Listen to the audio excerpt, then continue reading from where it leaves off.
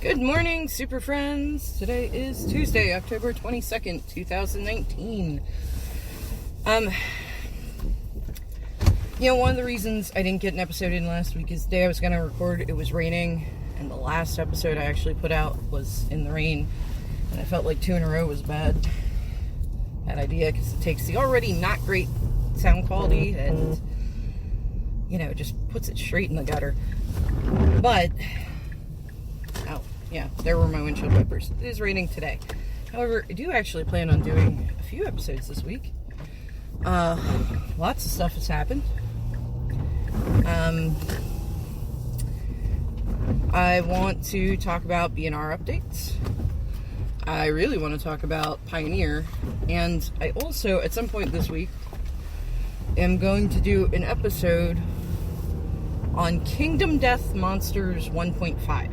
I got to play it this weekend with Epidemic, and that game is just magical. So, let's start with the magic stuff, just because it's all shiny and new, and the news just broke yesterday. And if I can get through all the magic stuff in this episode, then I might actually do a second episode on my way home this evening on the KDM stuff, or more magic stuff. I don't know. We'll see. You know me. I never really have a solid plan.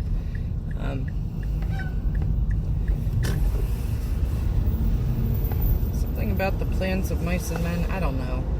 Anyway. All neither here nor there. So, B&R updates. Ban of Arkham's Astrolabe in Pauper. Unfortunately, I don't really know much about Pauper, so I can't really say much there. I do know there are a couple Pauper aficionados I follow on Twitter, and they all seem to be pretty unanimous that Astrolabe was a real problem in that format. So we're going to call that one good, based on the opinions of people who are far more informed than I am. Ban of Field of the Dead. How do I feel about this? A couple things to keep in mind when I talk about this particular ban, because it's in standard. One, as you all well know, I am, an F&M hero kind of player. I only go to larger tournaments so I can fangirl at people from the internet. Like, my goal is still positive win-loss record after day one of an event. I have to add the caveat of reaching it to the end of the event. So, to the end of day one. So, people like Ross Merriam, Brad Nelson, Tannen Grace, Jim Davis, etc., and so on and so forth, their opinions are probably more valid than mine. 100%. We all want to pretend all opinions are made equal, but no, I play at my local shop for the most part, so it does kind of limit my perception of things to our microcosm within the global meta. 2, as far as standard goes, I pretty much only played on Arena, and I'm still just kind of playing in the best of one ladder. Did you just get off 81 to get right back on 81? What are you doing? Whatever. You do you, Pikachu. So, when I say, I haven't had a problem, I don't want to say, I haven't had a problem. I've lost 2 Golo stacks, but not, it's not like I start seeing the writing on the wall and go, oh, crap, I'm screwed. I've been holding my own against them pretty well, but again, I'm playing in best of one. There's no sideboarding. So decks like Mono Red, actually pretty good. Bombcats, Aristocats, I'm playing. So I have the full deck list for Corey Baumeister's Aristocats deck he did on Versus Live. Oh, good God. I think that was last week. I don't know, I don't get to actually watch them live anymore. It kind of pisses me off. Like, this is the biggest regret about taking this job. Well, I never really got to watch them live, more got to listen in, and every once in a while throw something in the chat. But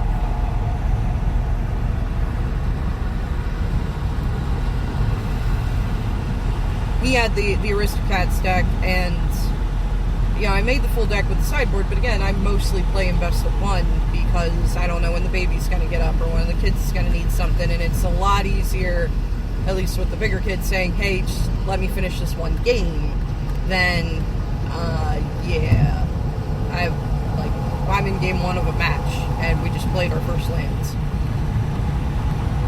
And of course, the baby, when Girly McBabyface needs something, it's, you know, try to remember to concede before walking away from the computer.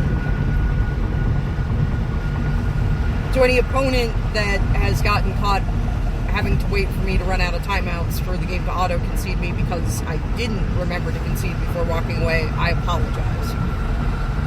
I know it's really irritating. Anyway, so I have the full deck list, but I've just been playing the main deck in best of one, and that seems to be doing fine. I was a little worried about it because, as I said way back, best of one is a whole different format. I guess it was when they banned Nexus of Fate in only best of one, and people thought that this was bad, and, you know, you shouldn't treat them like different formats, but they are. It is very different to not have access to tools in a sideboard, to be playing 60 cards and not 75. To, you know, have a deck that can do okay on the draw without cards tailored to the specific matchup. So usually I go skim through Merchant's deck feed. I adore Merchant. I think he's great. And he does a lot of best of one decks. But anyway, yeah, played the main deck from Bombcats. That's what it is in my deck editor screen. And yeah, I've been really raffle stomping standard with that. I mean, not terribly. I win about 2/3 of my games with it. Because, yeah, in board stalls where they're like, well, here's my 9 million zombies. And I'm like, okay, well, here's my Mayhem Devils and my, you know, Cauldron Familiars and my Witch's Oven. Now, if you can have multiple Witch's Ovens, great. That's even better. But you figure with one Mayhem Devil, each cycle of the cat with the cauldron, or with the oven, is, let's see here, 1 life from the cat, 1 life from sacking the cat, 1 life from sacking the food to bring it back. So that's 3 hits just from sacking the creature and bringing it back.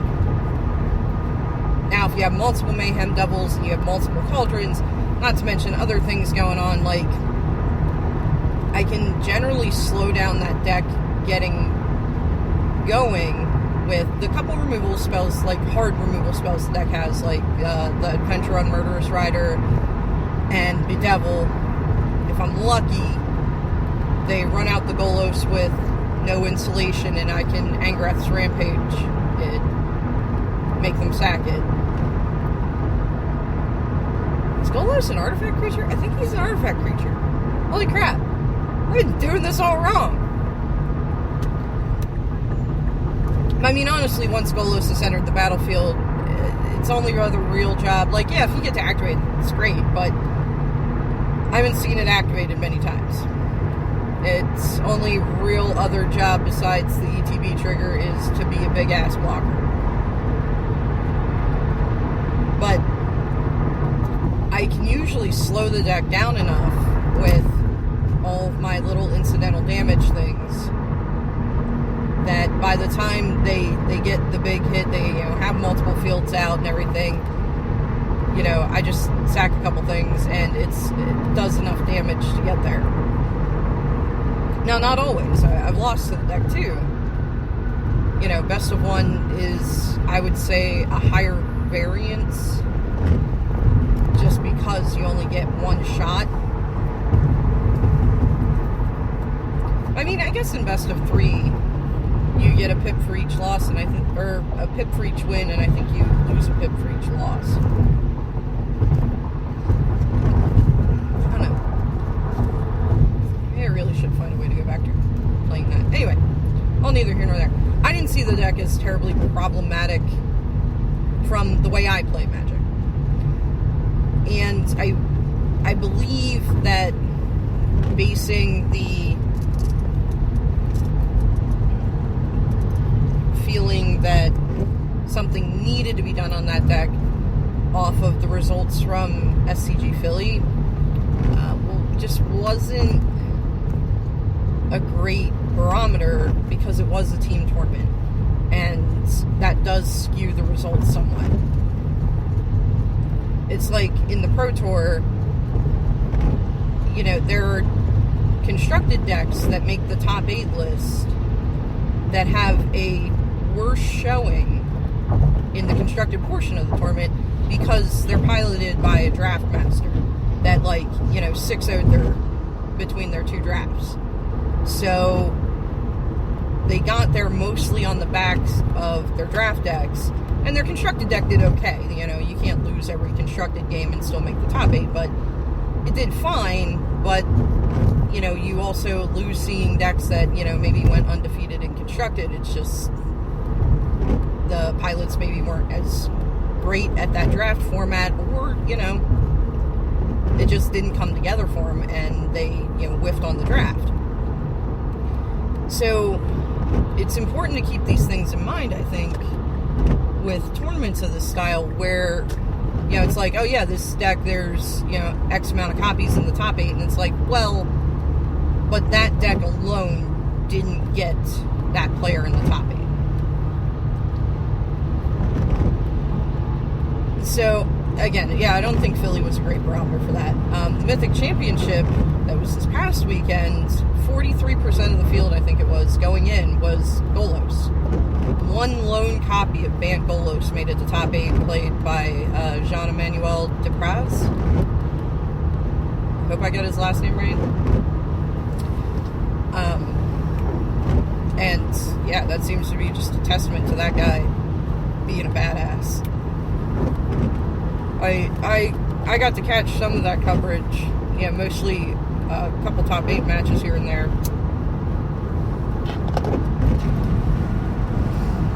I'm glad him and Javier got a second match, because it was just great to watch those two play. And yeah, you had players like Javier that brought specific anti-Golos hate decks, but was engineered in such a way that he could stand up to like the Simic or Bant food deck.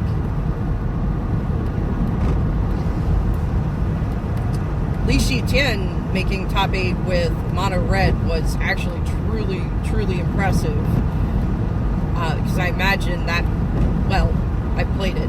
That matchup isn't great against Oko decks, where there's just, you know, nothing else. You crack food tokens and gain life and prolong the game. And, you know, mono red, usually its problem is it can't hold up a mid or late game.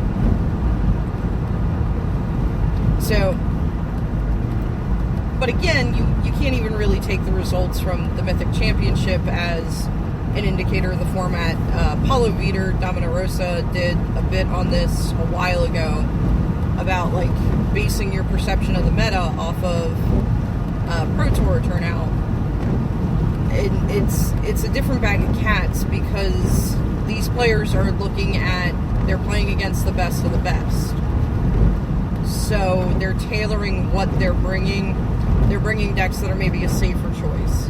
That, you know, in a regular, you know, GP or Open, they may say, I think this deck will be fine, and, you know, I want to see how it does, and I'm working on tweaking it, or, you know, whatever. And they'll still do well, because the smattering of skill level over the playing field is so varied that these professional players, I mean, you gotta give them credit, they wouldn't be professionals if they weren't goddamn good at the game. So a certain amount of their wins they pick up just because of higher skill level. That the deck is almost inconsequential. Whereas on, a 64, 62, something like that, person tournament field, you can expect a much higher average skill level. In any case, I'm not sure the ban needed to happen. I'm not sure it didn't.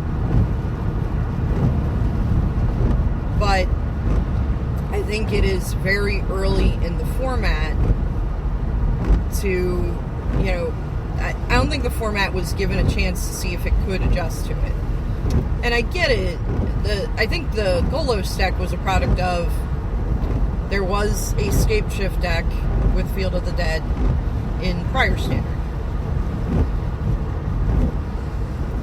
And while it wasn't a top-end contender, you'd see a couple copies hit, high rankings here and there, but it wasn't like the dominant force.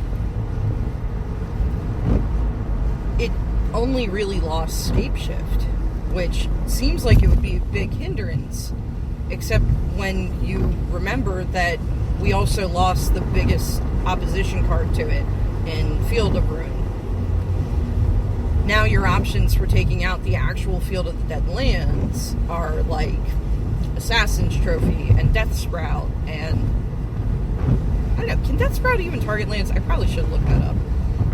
And like Tectonic Rift. Yeah, anybody wants to be putting that in their constructed deck. So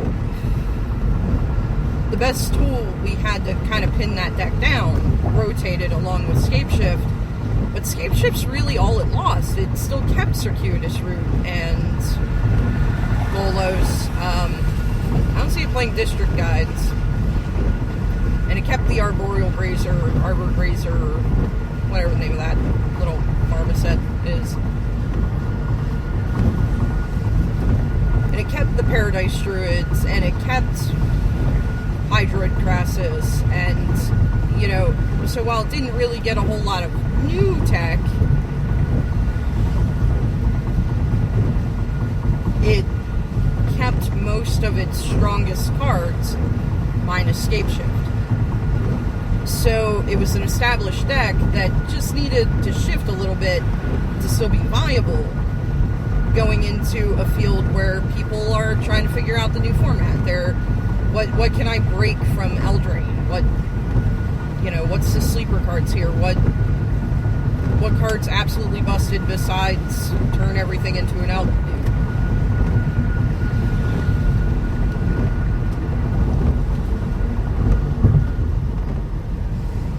And, it's the same reason Rami Red maintained such a dominant stranglehold on Standard when that rotation happened. It's because it lost one card, and it was like a 1/1 for a red. You can replace it, I think we lost Village Messenger. So it had haste. So, that was cool, and I think we ended up having to throw something in there that did not have haste. So that kind of sucked. But it wasn't that big a deal. It wasn't a card integral to how the deck worked. And you still had plenty of early threats, like Bomat Courier, which is what you always want to be leading on anyway. So we didn't lose anything. And so, in that case, aggro usually does well in the early stages of a developing format. And now you had an established aggro deck that had been good in the previous format and didn't really change much. Now, because of the nature of Eldraine is a grindy-ass set. We've established this. I think if Eldraine were a faster-moving set, you wouldn't have seen the dominance of the Golos field decks. Because, when all else fails, burn their face. Usually does pretty well in the early stages, but not so much in this one. You know, when there's incidental food toking generation. So, again, it may have been problematic. It may have eventually needed banned, but I feel like this B&R announcement was a little hasty, in my opinion. I feel like Oko is going to be a problem in the format. But, again, you know, let's give it time. Let's see how it develops. And, you know, this is somebody who does not have to beat their head against this shit every week at F&M. I play Modern, so I don't have to deal with Oko Thief of Fun. Thank you, Sarkin the Bad, Parker, for that fantastic joke. Almost as good as Reed Duke's joke in the little call-in thing. Like, what the hell was up with that? They were kind of cute, though. And I did love Reed Duke's joke. If you didn't get to catch the Mythic Championship coverage, one of the, like, ad segments they ran was, like, a phone call with a pro. And one of the ones they did was Reed Duke. And the question was, do you know any jokes? And he's like, oh, yeah. Why don't you see more elephant... Or, why don't people see elephants hiding in trees? It's like, because they're that good at it. It's like, that's... I gotta tell that one to my kids. They'll think I'm the greatest ever. Anyway, I hate to see people get so ban happy, but I can concede that it may have come to it. Ultimately, if they had waited till the regular B&R announcement, the results may not have been any different. So, man, I'm almost at work already. Damn it. I'm glad to see no bans to Modern. Modern still needs some time to figure out what it's doing about the Urza decks. The deck is very powerful, but Modern's a wheel. It just needs to tick. But one of the things I'm most excited about is the announcement of the new format, Pioneer. Because, you know, where did you find pioneers? On the Frontier. I always said I thought Frontier was a great idea. They just pulled the trigger a little too early on it so that it didn't really feel like a new, bigger format, because it was only slightly more than Standard when they tried to make it a thing. So it felt more like old Standard Extended. But I'm very excited about Pioneer. I'm actually really excited that we're including Theros, because it means that I can probably make Black-White Warriors work again. Because Black-White Warriors, that was my biggest disappointment with Frontier when it was announced. I could still play Hardened Scales, which was a fantastic deck, and I love the shit out of that deck. But I achieved some of my most ridiculous victories with Orzhov Warriors. But it really can't work without Athreos. Like, you need Athreos. Otherwise, your deck is just full of a bunch of soft, squishy creatures that get board wiped over and over again.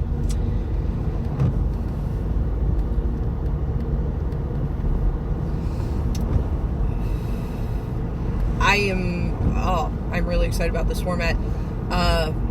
Also really excited about a new podcast emerging from this format, and that is, I believe it's at Cast Pioneer on Twitter. It's the Pioneer podcast, hosted by Tan and Grace and Ross Miriam, which, that's just fucking awesome.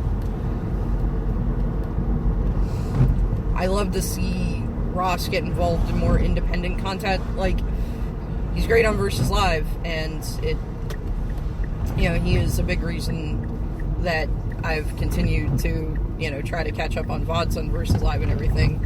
I do love Corey Baumeister, too. I think he's great. I thought Todd Anderson was great. It was actually kind of sad when he was leaving the show. It was sad when Brad left the show. But, I enjoy Ross Miriam on Versus Live. But the question inevitably comes up in the stream chat every episode, and that's, when's Ross going to start streaming?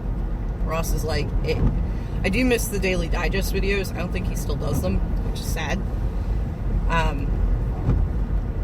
He's got a very soothing voice. I listened to like the first third of the episode that their inaugural episode just went up today, this morning while I was getting ready for work and everything, and can't wait to finish it. I really hope they get this on like Stitcher and Podbean, because with SoundCloud I can't download episodes, and as I've mentioned before, the reception at my desk at work sucks. So to try to stream it and listen to it while I'm at work, not so much. It was actually really hard decision this morning whether I was going to continue to listen to this episode on my way to work or record my episode. And recording my episode 1, because, you know, we all like the sound of our own voice, right? But I'm really excited for that podcast, and, you know, from what I got to listen to so far, it's pretty good. I'm digging it. I think it's great. So, I don't know if I'm going to do another episode tonight on my way home, or wait until tomorrow to do another episode. But I want to talk about some of my thoughts on Pioneer, some of the things I'm most excited about. But if you want a, you know, way higher level opinion than mine, I recommend you check out Tannen and Ross's series. And again, at some point this week, I'm going to do an episode on KDM 1.5, because that game was amazing. And we only played like a turn and a half. But all that being said, I'm at work now, so as always, if you made it this far with me, thank you very much for listening. Like, seriously, I appreciate each and every one of you. And hopefully I'll talk to y'all later this week, or later today, or something.